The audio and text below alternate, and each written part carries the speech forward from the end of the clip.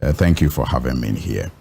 It's not only your Bible that talks about the fact that intentions matter. The Quran also clearly projects that. I'm not very well versed in the Arabic, but let me try. In Nama Amalu Biniyat, we are told in the Quran that actions are judged by intentions.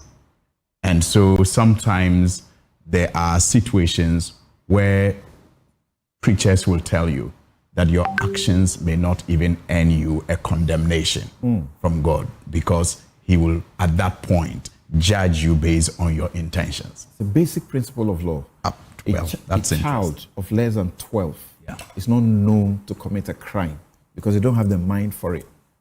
The mens rea, you people call it, right? Yeah. So intentions matter, and signaling is important, especially in governance. And clearly, if we all agree, like I hear many people agree, that the signals in the budget point to hope, points to a government that intends to be responsive, a government that intends to be sensitive, then at this point in time, that is what we really need as a country, because we have been so low that what can help us is the right kind of signaling that will get everybody to, play their part in ensuring that those intentions that are captured in the budget, actually are implemented to the best of the ability of those who are tasked with the responsibility of implementing same. And I'm also excited that we had this national dialogue before the budget statement, and some of the views that were expressed there are finding expression in this budget. And that is why, Samson, I've always said that those who think that the need for a national discussion or a conversation on a matter that affects all of us is an indication of lack of ideas by the one who calls for such a discourse is, with the greatest of respect, an act of arrogance. Anybody who thinks like that is an arrogant person, who thinks that if you call others to come and have a conversation, it's because you don't have ideas. Then it means you are still conceited that you think your ideas are the best. But Samson, that is not the case, because even in our local language, we are told that two heads are better than one. In the multitude of counselors, there's safety.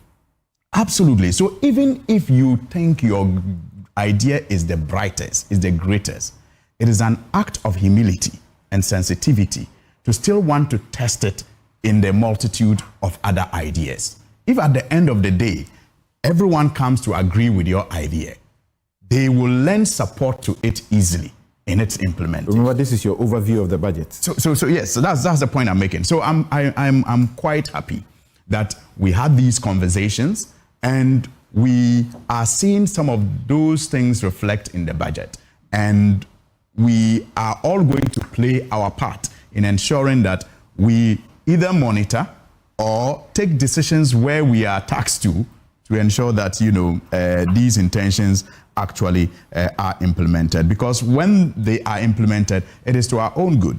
And I have already used a couple of words: responsive, sensitive, and the fact that this will also help us to take governance, in my view, to the local level. Right. And maybe when we get into the details, I will explain why I think it was a responsive budget. It was, a sensitive one.